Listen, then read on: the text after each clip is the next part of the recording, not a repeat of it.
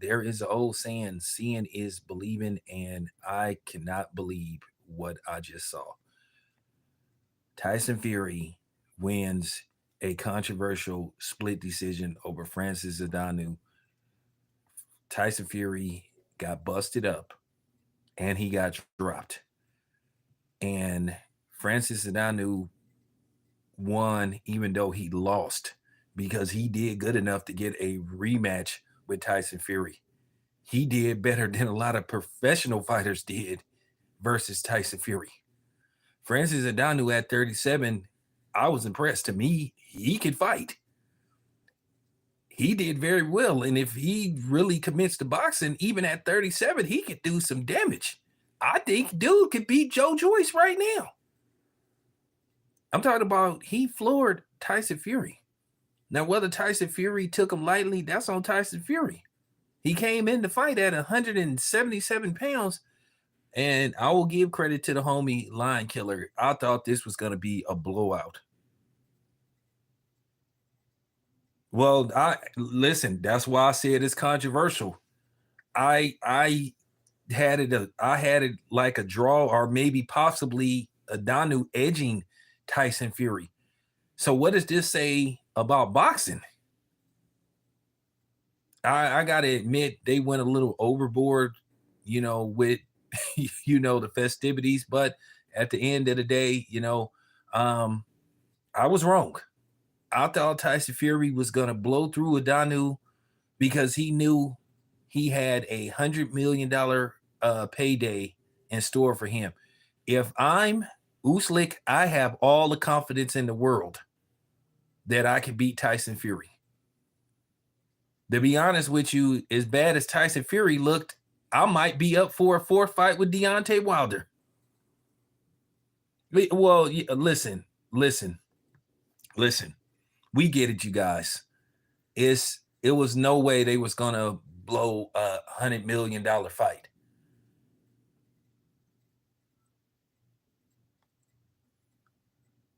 It was no way that was going to happen. Uslik, I think I'm going with him to win the fight. I think he may beat Tyson Fury, even though he didn't look impressive in this fight. If I'm Uslik, I'm seeing some things I can exploit. Had Adanu came with a check hook and then the lead left, he might have been able to end that fight. Well, I don't think it makes boxing look bad, but it just shows you Adanu is better than we thought he was. He's a far better boxer than we thought he was. And shout out to Mike Tyson. Mike Tyson, man, Mike Tyson helped get him prepared. A shout out to Dewey Cooper, man. Dewey, that's the homie. I mean, at the end of the day, in a losing effort, it's an impressive moral victory. And now you can make the argument that Adanu won the fight.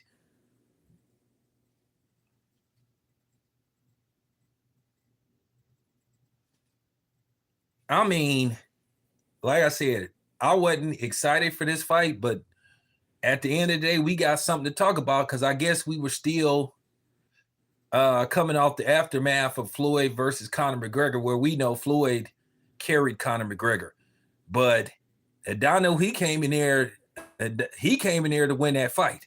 He had Tyson Fury leaking. He busted his nose. He cut him. Just think if he would have had 3 fights in. And I mean, for heavyweights at 37, that ain't that bad. They got to get Ngannou back in the ring. I was impressed. But now, like I said, now people gonna be saying this is a robbery.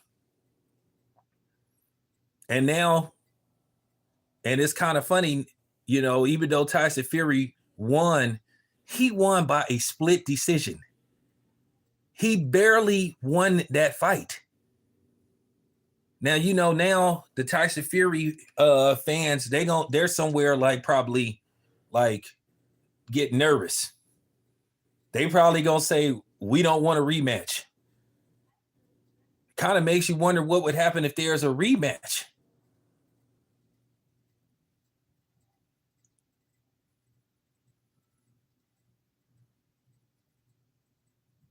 Yeah, if he, well, it's a difference between fighting, MMA, the 3 5 minute rounds versus, the 3 minute rounds.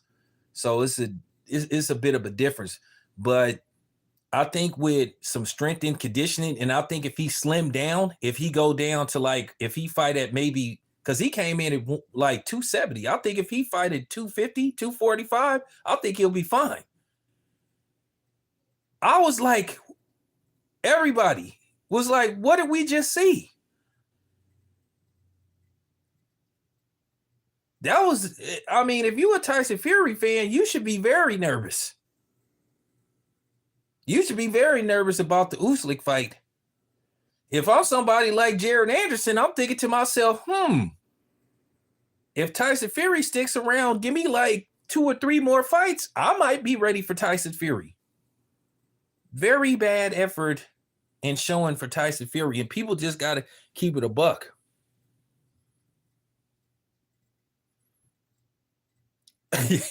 Well, I don't know if you guys know, Tyson Fury, his locker room was closed to the media and was locked for well over an hour. Now, Bernardo said they got a pre-fight interview, but they locked they door. I find that mighty strange. That I ain't accusing Tyson Fury of nothing, and oh man, they need to push that fight back. It ain't no way Tyson Fury gonna be ready in 2 months after the punishment he took in this fight for Usyk. No way. They definitely gonna push that fight. If Tyson Fury goes into a camp with Usyk, he gonna get whooped on. Usyk is gonna whoop on him. I was just like, what? I was just like, what am I watching? And like I said, the Tyson Fury apologist gonna say, oh, well, he didn't take that fight serious. Well, that's on him. And Usyk, to me, he probably Usyk was looking nervous. He was like, oh my God. He was looking at millions of dollars going down the drain. But it was a good showing by Francis Ngannou. I'm proud of him. Hopefully he come to Lake Tahoe next week. So it's gonna be a lot of questions being asked about that fight. Bob Arum is gonna be the man. I'm gonna hit Aaron Corn up. I'm gonna say I need a interview with Bob Arum. I wouldn't be surprised. I wouldn't be surprised. If Francis Ngannou can hold up to Tyson Fury's power, then why wouldn't Usyk be able to? Hey, what's up, man? What's up, Balash? What's up, brother? Did you happen to see that fight? Like I said, a lot of us are just shocked. Tyson Fury barely got past Ngannou, and you can make an argument that he didn't win that fight. What's up, Trick? What did I just see? I mean, Tyson Fury barely got past. He barely got past that dude. He barely got past him. He barely got past him. Well, like I said before, I had it a draw. Worst case scenario, but then best case scenario, Ngannou won that fight 6-4. Or, you know what I'm saying? 5-4-1 even. What's up, man? I think we're all shocked by how well Ngannou did in that fight, because we just was thinking, okay, this is going to be Floyd Mayweather, Conor McGregor part 2, and then this turned out to actually be a good fight, an entertaining fight. It was a hell of a lot better than Canelo and Charlo.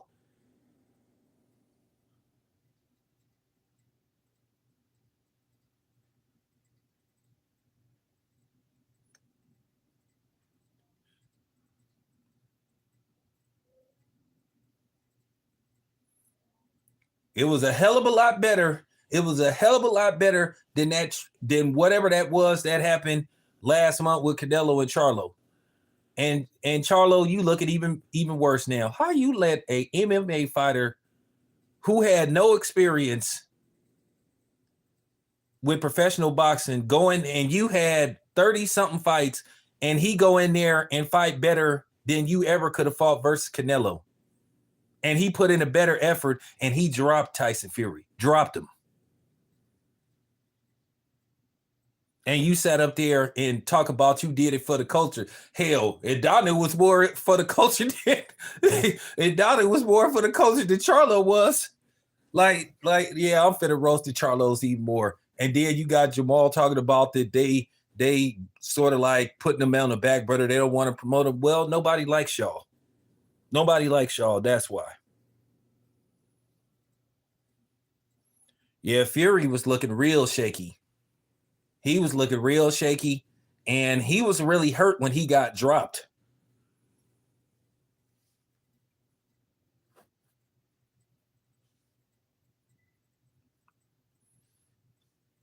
Man, I'll pay to see Deontay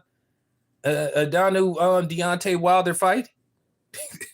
Sign me up. To me, Ngannou is finna be in demand. I wouldn't be surprised if his phone is ringing right now because he could sell a fight. Because people are going to be saying, this is an MMA fighter. People are thinking like, dang, just think what could have happened if he would have had a couple of fights under his belt. Just think what happens if we all know Tyson Fury ain't giving him no rematch. And you could tell in his corner, Andy Lee and Sugar Hill, they was generally concerned about Tyson Fury. But he came in there looking like the Stay Puft Marshmallow. If I'm Ngannou, like I said before, I'm telling Bob Arum, sign me up, put me back in the ring. How much you want to bet if Ngannou got put back in the ring in Las Vegas? How much you want to bet people gonna come see him?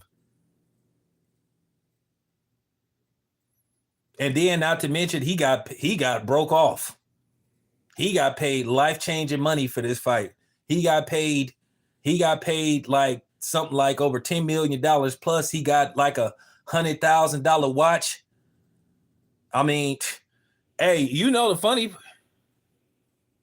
Oh yeah, I'll take him versus Dylan White. I'll take him versus Joe Joyce. Now the Asian dude, that might be difficult. Man. But yeah. I might would take Ngannou versus Anthony Joshua. Hey, that's funny. That's funny because I gotta cover the Effie Ajaba fight next week in Lake Tahoe. That would, hey, can you imagine that? Francis Ngannou versus Effie Ajaba, the battle of the motherland. Man, the battle, the battle for Africa, man. Yeah, sign me up. If I get a chance to talk to Effie Ajaba, hopefully I will. I'm gonna ask him, would he be up for a fight against Francis Ngannou? Yep.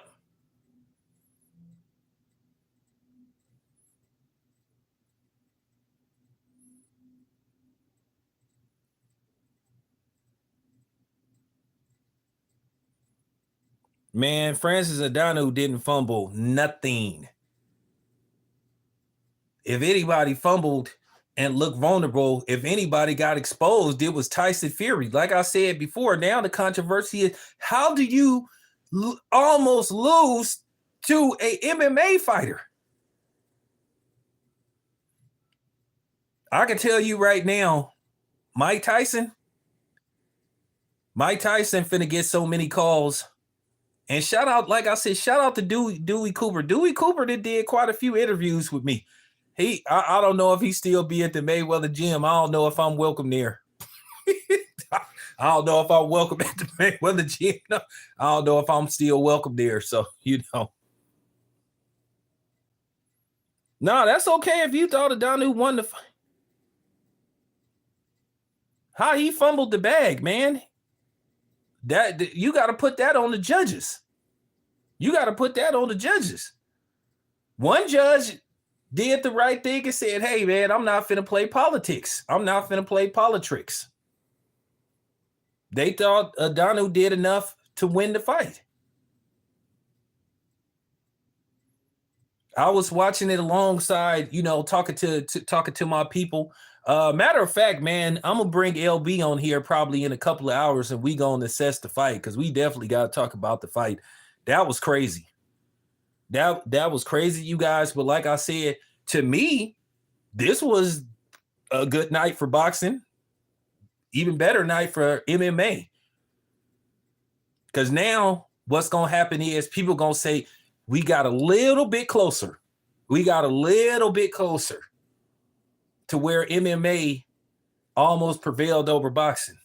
So now what's going to happen is you're going to have some of these MMA fighters, they going to say, we going to really start focusing on this boxing stuff. What's going to happen is you're going to start seeing a lot of these MMA fighters wanting to transition into boxing. Not that BS. Now, hey, tell somebody to tell Jake Paul to get in the ring with Francis Ngannou. See how that, tell him to fight that MMA fighter. Since Jake Paul like fighting MMA fight, tell him to fight Francis Ngannou. Somebody get on Jake Paul's social media account, say, hey, why don't you fight Francis Ngannou? Or tell Logan to fight Francis Ngannou. I bet you they won't do it. I bet you they won't do it. Tell Jake or Logan Paul to get in the ring with Francis Ngannou, since they say they about promoting big fights.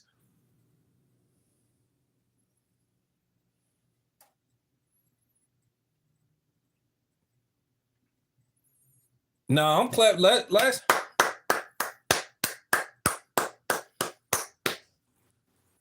For real, somebody tell Jake Paul for real, since he like fighting MMA fighters. Tell him to tell Jake or Logan Paul to get in the ring with Francis Ngannou and watch Francis Ngannou knock Jake Paul head off. But you know he ain't gonna do it. He gonna say he too big. Logan ain't gonna do it neither. Francis Ngannou would knock Jake Paul and Logan Paul out in the same night. Nah, for real, Tony Skrilla, hit him up on social media since they always be popping off at the mouth. Tell Logan or Jake Paul to get in the ring with Francis Ngannou. That'll make them millions. Even though Francis Ngannou will sleep both of them.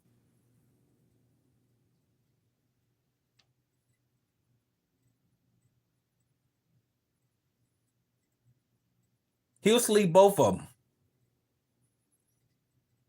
Like I said, man, Francis Ngannou, man, shout out to that dude, man. Shout out to that dude. You know, like I said, sometimes I get it wrong. Most of the time I get it right, but I was wrong. I thought Tyson Fury was gonna blow through that dude because of what I saw with Floyd Mayweather. But at the end of the day, man, he may have called for real. He may have caused that fight to get pushed back. It's no way, Conor. It's no way. It's no way that Tyson Fury is gonna rest for about a week after the damage he took, and then try to get ready for a 8-week training camp for Usyk. It's no way. Oh yeah, back in the day, Todd Bridges would have whooped on both of them. You seen what he did to Vanilla White, man. Hey, Todd Bridges, he was he was with it. He was with it, man. You know, I don't know if you know Todd Bridges when he was off that, when he was off that, when he was off that stuff, man, he robbed a couple of gang bankers.